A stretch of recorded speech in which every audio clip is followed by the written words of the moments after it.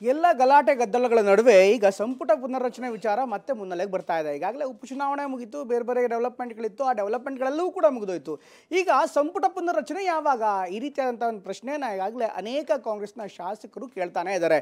ಇದಕ್ಕೆ ಪೂರಕವಾಗಿ ಈಗ DCM DK ಶಿವಕುಮಾರ್ ಅವರು ಮಾತನಾಡಿದ್ದಾರೆ. KPCC ಅಧ್ಯಕ್ಷರು ಕೂಡ ಆಗಿರುವಂಥ ಶಿವಕುಮಾರ್ ಅವರು ಒಂದು ಕಡೆಗೆ ಚರ್ಚೆ ಆಗ್ತಾ ಇದೆ, ಎಲ್ಲವೂ ಕೂಡ ಸುಲಲಿತವಾಗಿ ನಡೆಯುತ್ತೆ, ಹೈಕಮಾಂಡ್ ಒಪ್ಪಿದ ತಕ್ಷಣ ಮುಂದಿನ ನಿರ್ಧಾರವನ್ನು ಮಾಡ್ತೀವಿ ಅಂತ ಸುಳಿವನ್ನು ಕೊಟ್ಟಿದ್ದಾರೆ.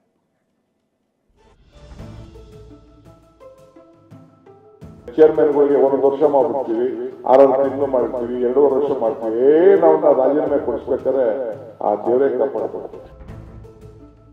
ಸುಮಾರು ವರ್ಷಗಳ ತಿಂಗಳ ಚರ್ಚೆ ನಡೀತಾನೆ ಇದೆ. ಕೆಲವರು ಮಂತ್ರಿಗಳಿಗೂ ಕೂಡ ಆ ಸಂದೇಶನ ಕೂಡ ನಾವು ಕೊಟ್ಟಿದ್ದೀವಿ.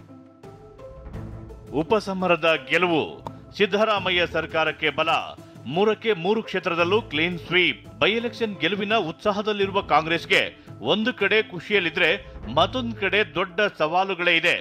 ಸರ್ಕಾರದ ವರ್ಚಸ್ಸನ್ನ ಹೆಚ್ಚಿಸುವುದು ಮುಖ್ಯ ಆಗಿದೆ. ಬಲಿಷ್ಠವಾಗಿರುವ ಸರ್ಕಾರದಲ್ಲಿ ಒಂದೇ ಒಂದು ಎಡವಟ್ಟಾದ್ರೂ ವಿಪಕ್ಷಗಳಿಗೆ ಅಸ್ತ್ರ ಆಗೋದ್ರಲ್ಲಿ ಅನುಮಾನವೇ ಇಲ್ಲ. ಹೀಗಾಗಿ ಮೊದಲ ಹೆಜ್ಜೆಯಾಗಿ ಸಚಿವರ ಸಾಧನೆಯನ್ನ ಪರಾಮರ್ಶೆ ಮಾಡೋಕೆ ವರಿಷ್ಠರು ಮುಂದಾಗಿದ್ದಾರೆ. ಇದೀಗ ಸಂಪುಟ ಮಂತ್ರಿ ಮಹೋದಯರ ಎದೆಯಲ್ಲಿ ನಡುಕ ಶುರುವಾಗಿದೆ.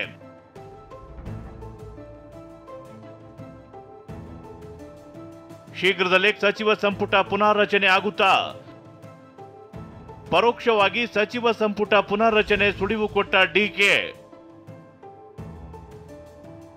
ಇದೀಗ DCM DK ಶಿವಕುಮಾರ್ ಅವರೇ ಪರೋಕ್ಷವಾಗಿ ಸಚಿವ ಸಂಪುಟ ಪುನರ್ರಚನೆ ಬಗ್ಗೆ ಸುಳಿವೊಂದನ್ನ ಕೊಟ್ಟಿದ್ದಾರೆ. ಅಂಥ ಸೋನಿಯಾ ಗಾಂಧಿಯೇ ಪ್ರಧಾನಮಂತ್ರಿ ಹುದ್ದೆಯನ್ನೇ ತ್ಯಾಗ ಮಾಡಿದ್ದಾರೆ.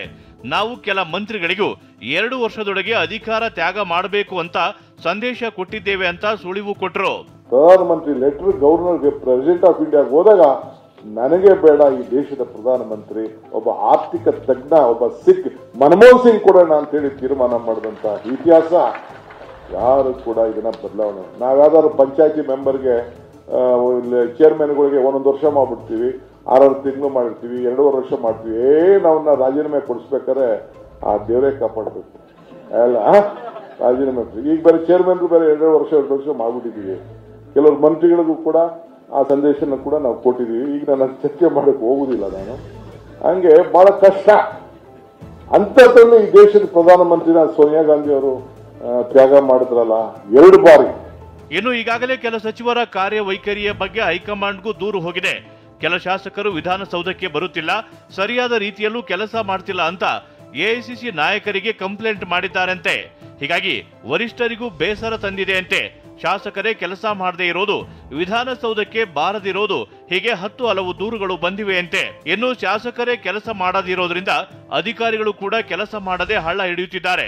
ಆಯಾ ಸಚಿವರುಗಳು ಇಲಾಖೆಯಲ್ಲಿ ಏನೇನ್ ಕೆಲಸ ಮಾಡ್ತಿದ್ದಾರೆ ಅನ್ನೋದು ತಿಳಿಯುತ್ತಿಲ್ಲ, ಏನೇನ್ ಪ್ರಗತಿ ಸಾಧಿಸಿದ್ದಾರೆ ಅನ್ನೋದು ಕೂಡ ಗೊತ್ತಾಗ್ತಿಲ್ಲ.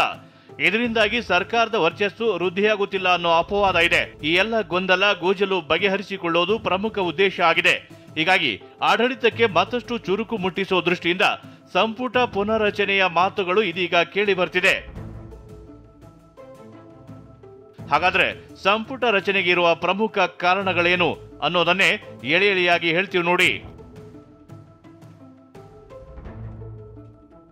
ಸರ್ಕಾರದ ವರ್ಚಸ್ಸು ಮತ್ತಷ್ಟು ಹೆಚ್ಚಳ ಮಾಡೋ ಉದ್ದೇಶ ಆಗಿದೆ. ಆಡಳಿತಕ್ಕೆ ಮತ್ತಷ್ಟು ಚುರುಕು ಮುಟ್ಟಿಸುವ ಉದ್ದೇಶವೂ ಆಗಿದೆ. ಸರಿಯಾಗಿ ಕೆಲಸ ಮಾಡದ ಶಾಸಕರಿಗೆ ಬಿಸಿ ಮುಟ್ಟಿಸುವುದಾಗಿದೆ. ಇನ್ನು ಸ್ಥಳೀಯ ಮಟ್ಟದಲ್ಲಿ ಕಾರ್ಯಕರ್ತರು ಶಾಸಕರ ಸಂಪರ್ಕ ಹೆಚ್ಚಳ ಮಾಡೋದು, ಜಿಲ್ಲೆಗಳಲ್ಲಿ ಪಕ್ಷ ಸಂಘಟನೆಗೆ ಮತ್ತಷ್ಟು ಬಲ ತುಂಬುವುದಾಗಿದೆ. ಕೊನೆಯದಾಗಿ ಸರ್ಕಾರದ ಗ್ಯಾರಂಟಿ ಸಮರ್ಪಕವಾಗಿ ಅನುಷ್ಠಾನ ಮಾಡುವುದಾಗಿದೆ.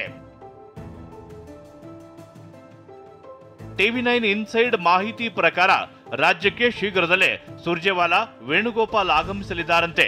ರಾಜ್ಯ ನಾಯಕರ ಜೊತೆ ಚರ್ಚೆ ನಡೆಸಿದ ಬಳಿಕ ಸಚಿವರು ಮತ್ತೊಂದು ಸಭೆ ಮಾಡೋ ಪ್ಲಾನ್ ಇದೆ. ನಂತರ ಸಚಿವರು ಕೊಡೋ ರಿಪೋರ್ಟ್ ಮೇಲೆ ನಿಂತಿದೆ ಸಚಿವ ಸಂಪುಟ ಪುನರ್ರಚನೆ.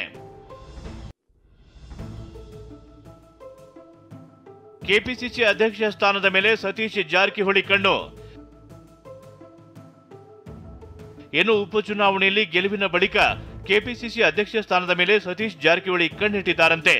ದೆಹಲಿ ಮಟ್ಟದಲ್ಲೂ ಲಾಬಿ ಮಾಡಿದ್ದಾರೆ ಎನ್ನಲಾಗ್ತಿದೆ. ಮುಂದಿನ ವಾರ ಸತೀಶ್ ಜಾರಕಿಹೊಳಿ ದೆಹಲಿಗೆ ತೆರಳುವ ಸಾಧ್ಯತೆ ಇದೆಯಂತೆ. ಈ ಬಗ್ಗೆ ಪ್ರತಿಕ್ರಿಯಿಸಿದ ಸಾಹುಕಾರ್, ಇದರ ಚರ್ಚೆ ಹೊಸದೇನು ಅಲ್ಲ ಅಂದ್ರು. ಅದ್ರ ಬಗ್ಗೆ ನನಗೆ ಗೊತ್ತಿಲ್ಲ. ಅದು ಯಾವಾಗ ಆಗ್ತಾರೆ ಬಿಡ್ತಾರೆ ಅನ್ನೋದು ಸುಮಾರು ವರ್ಷಗಳ ತಿಂಗಳ ಚರ್ಚೆ ನಡೀತಾನೆ ಇದೆ. ಅದು ಹೊಸದೇನಲ್ಲ. ಈಗಂತ ಪ್ರಸ್ತಾವ ನನಗೆ ಗೊತ್ತಿಲ್ಲ.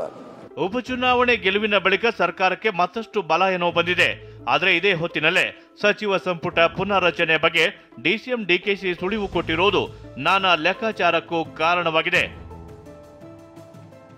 Bureau report, TV9.